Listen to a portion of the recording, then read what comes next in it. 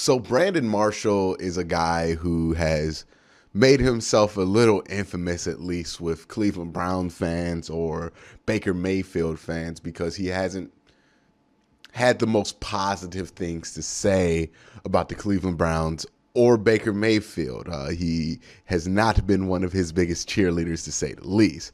So every time he says anything about the Browns, it kind of gets shot at me. And this clip in particular got shot at me a lot over social media. A lot of people want me to look at this. So that's why I'm going to talk about what Brandon Marshall said about Baker Mayfield. But more importantly, I want to take a look at how he's making this argument about Baker Mayfield and kind of point out one of the biggest holes that you can point out in a lot of arguments about Baker Mayfield. What are those things? Well, before I get to that, I want to make sure I give a shout out to the patreon.com dog check tier members. And I'm going to start with Michael Matique, Nick Merrick, Mike Lapa, Wes and Megan, Tyler Chiz, D.A. Jade, Easley Bash, Joe Hart, Gabriel Wilson, Fred Pratt III, David Valtier, Relentless Buck, Chunt, Rex Kaufman, Kevin Johnson, DJ Marino V, Edward Carpenter, Matt H, Sign Sheets, Gemini, Liam Freeman, Fight Dirty 74, Yo, Matt Lloyd, Paul Wilcox, Hundo Magnifico, Kyle Stuffer, Lukey from Munich, Deveroff, J Guy 101, Musty Taco, Joe Bobby, Brad Cabo, Dylan W, James McGinley, Arenda Hall, Chad Gimme, David Maldonado, Dylan Hell, Josh Mendorch, Jaleel Salim Jr., Mark M, TJ Showman, Stuart Moore, Cleveland BCI,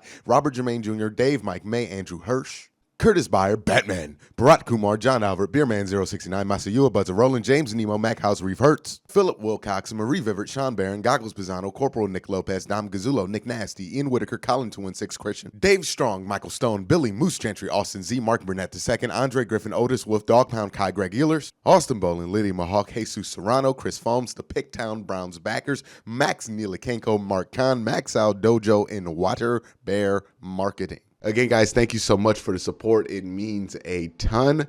Now, let's talk about Brandon Marshall.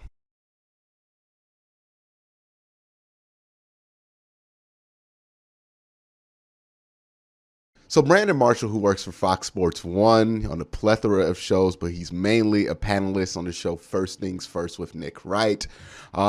Obviously, he's been outspoken about Baker Mayfield. He's not been the biggest fan of him. There are plenty of people who are not fans of Baker Mayfield on FS1, to be fair. Like, I think at least 6 of their 8 hosts, or their main 8 hosts, have overwhelmingly negative things to say about Baker Mayfield most of the time. I mean, this is the network of Colin Cowherd, Marcellus Wiley, now Brandon Marshall. There are a ton of other ones, Doug Gottlieb, Rob Parker, all guys who didn't have great things to say about Baker, which is fine. You can have a negative opinion about Baker Mayfield.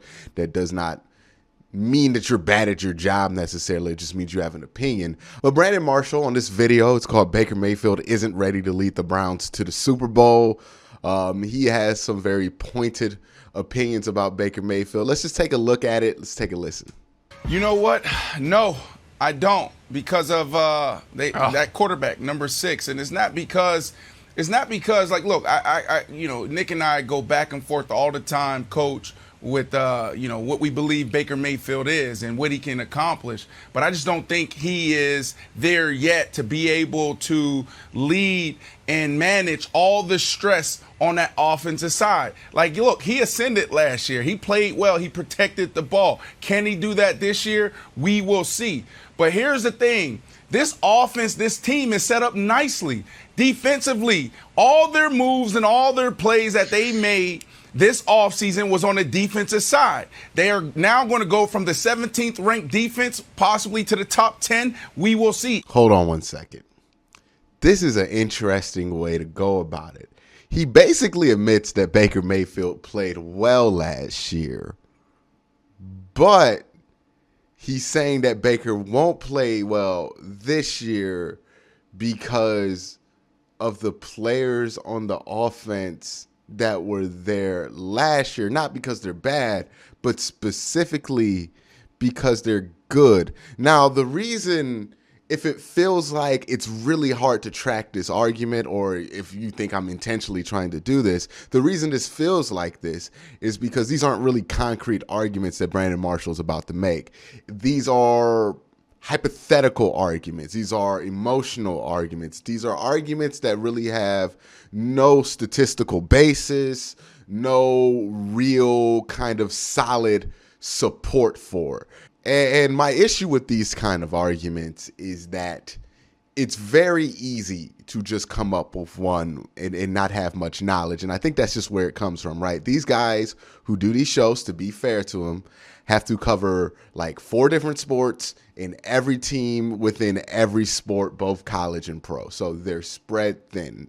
I don't know if Brandon Marshall covers a lot of basketball, but I know Nick Wright does all the sports there. I know a lot of guys on FS1 and ESPN do a lot of the sports there. So a lot of the times you don't have time to do a ton of research, don't have time to have your arguments backed up by something, but you have to come ready with something, which leads to a lot of these arguments, right? These emotionally kind of non-statistically based arguments because they just take less time to prepare, right? I might not know anything about an athlete, but you can throw together some buzzwords about an athlete and sound like you're making a coherent argument on TV, right? So this is like, I get why this happens. I don't think this is good for the overall discourse of football because it kind of like paints the light that this is like an acceptable actual argument in the way that the other hosts have to bounce off of it. They kind of have to take the argument serious, even though it's not really a good one. But let's continue. But here's the thing. This offense, this team is set up nicely. Defensively, all their moves and all their plays that they made this offseason was on the defensive side. They are now going to go from the 17th ranked defense possibly to the top 10. We will see. Add Clowney, add a safety. We will see if that defense can hold up just a little bit longer. Now on the offensive side, you already had what you needed. All you needed was Baker Mayfield. All you needed was for him to protect the ball. But here's the problem. You have Jarvis Juice Landry and you have Odell Beckham Jr. on that side with the number 3 rushing offense in the NFL. Why is that a problem? Because wide receivers, they want to touch the ball. They want to be involved. And what we saw last year, we saw an offensive coordinator, we saw a head coach in Stefanski protect this quarterback and also lean on the run game. That's great. But if you're going to do that, you need to make sure those wide receivers can get some early touches within that offense early on. If not, you're going to see guys on the sideline frustrated. And then in the locker room, in a huddle, you're going to see guys bickering. All right. So I hope you guys see what I mean here, right? This isn't an argument about, hey, will Baker gel well in this kind of an offense? It goes down and it boils down to the same arguments we've been having since the Browns acquired Odell Beckham and since Nick Chubb emerged. And we've been having these conversations for 2 years. Last year proved that you can do this, but yet we're still having these conversations, not because they're warranted anymore, just because you know, you need to say something about the team, but you really ain't really looked into the whole situation yet. So we're just kind of regurgitating this same garbage. And I guess my frustration with clips like this isn't that, oh, it's somebody saying something negative about the Browns. Honestly, at this point in the offseason, I would welcome if somebody said something that wasn't so flattering about the Browns, but was new and had some interesting things that you had to look at to be in order to debunk or in order to kind of like see where they're coming from. Like if it were like a challenging, thorough argument, whether it's positive or negative, I would be more than happy to engage with it. The issue with this clip is, again, what I kind of said earlier in the video, right? He doesn't talk about a single statistic. And again, you don't have to bring up a million stats to have a valid argument, but statistics do matter in a statistic-based sport like football. And what does he say here? Oh, well, you know, the Browns added to their defense.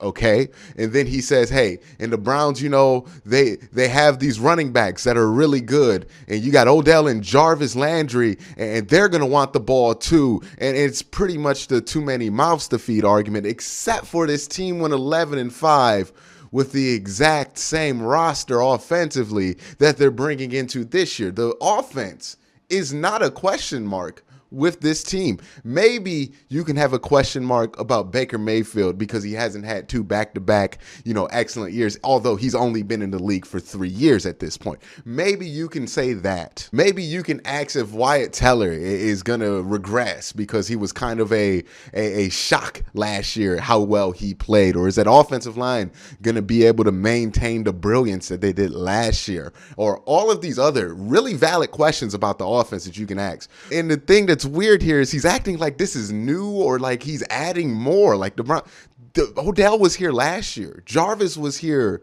last year, and it's just about managing egos and all of this hypothetical stuff that cannot be disproven or proven on the football field, so it can just fly whenever. It's just kind of lame at this point. I don't like pumping up the Browns without giving you a real solid reason on why I think it is. I'm not going to come here and just say a bunch of superlatives. Oh, Baker's a leader. Baker's intangibles. No. If I'm going to tell you that I think Baker Mayfield's good, I'm going to tell you, look what he does on play action. Look how he performed on third down. Look at his long ball accuracy. Look at his completed air yards. Like, these are all things that pointed at a top 10 quarterback. I'm not going to sit here and sell you fluff and tell you that that's going to be a top 10 quarterback because I feel like it. Like, I'm going to try to back it up if that's how I feel. My issue with a lot of the anti-Baker Mayfield arguments that you hear from a lot of people is just how they feel about Baker Mayfield. Either they feel he's short, even though he's not much shorter than your average quarterback, or they feel he's slow, even though he runs the same 40 time as Daniel Jones and Patrick Mahomes, two guys that aren't considered slow. Either you feel like Baker Mayfield doesn't have this elite arm, even though he has probably the third or fourth strongest arm in the entire NFL. It's all of these things that people feel like about Baker Mayfield. They don't feel like he's a top 10 quarterback. But what's actually happening on the football field is important. And if you cannot support your criticism with either concrete examples or stats, then I don't really think it's valid criticism, right? Like, if the whole Odell thing, right? If you wanted to have the argument about Odell and Jarvis and if they don't get the ball enough, it's going to become a problem. Okay, then I need evidence of Jarvis Landry, openly complaining last year about not getting the ball enough because Nick Chubb was getting too many carries. Same with Odell Beckham, right? I need that evidence. And if you're pulling up something from 2016, which is like 5 years ago at this point, then, it gets taken with a grain of salt. But you need something to support your hypothesis. You can't just go out here and just assume that Jarvis and Odell are going to be divas if they don't get the ball enough just because they play wide receiver. At the end of the day, it's kind of lazy. And look, I don't know their work schedules. I don't know how much FS1 makes them have to jump out there and do these different takes, right? For a guy like Nick Wright, I'm a little bit more lenient because I know he covers a ton of different sports. And, you're just not going to have a lot of concrete opinions about a ton of different teams. So it is what it is. Also, you have to remember with these national guys, they got their gimmicks. Like, this is kind of like pro wrestling in a way. These guys have their gimmicks, right? Mike Tannenbaum's always going to be anti-Baker Mayfield. Same way with Rob Ninkovich. Same way with Colin Cowherd. Same way with Brandon Marshall. These are their gimmicks. So when they go on TV, somebody asks them a question about Baker Mayfield, whether they're prepared to or not, they got to find something to say negative about him. So, sometimes they come up with stuff like this. This is just the nature of the game to a point. I get it, but that doesn't mean that I'm not going to point out really terrible arguments when I see them, just because I'm just tired of hearing really terrible arguments. If you know that your gimmick is to come on TV and talk bad about Baker Mayfield, please just be good at it at this point, right? I'm not going to think that you're going to change your mind on this dude and become his biggest cheerleader. Skip Bayless still hates on LeBron James. Like, some gimmicks just never end. So if that's your gimmick, that's cool. Just be better at it, right? Like, make this more entertaining for me. Make this more difficult for me than just easily debunking all of the stuff that you're kind of saying but not saying. At this point, I get it. Baker's going to have people who are going to be detractors in the media. That's fine. Every player has detractors that's worth anything. So, if you're going to be detractors, I guess my biggest point is please be better at it. It would be more entertaining overall if you were just a little bit better at it. But that's all I have to say about this clip. Let me know your thoughts down in the comment section below. But again, guys, thank you for watching. Have a great day. Have a good night.